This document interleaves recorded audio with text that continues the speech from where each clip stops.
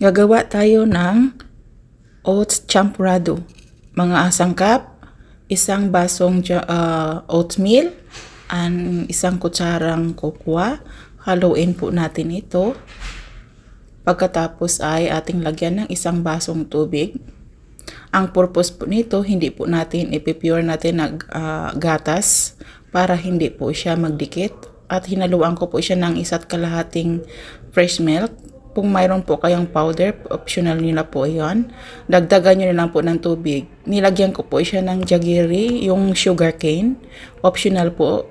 Nasa sa inyo po kung anong ilagay nyo po. Tapos halo ko po ito ng tuloy-tuloy para hindi masunog ang ilalim hanggang sa maging malapot na siya. So, ito na po ang kalalabasan, guys. So, ito na po. Luto na. Kainan na. Thank you for watching.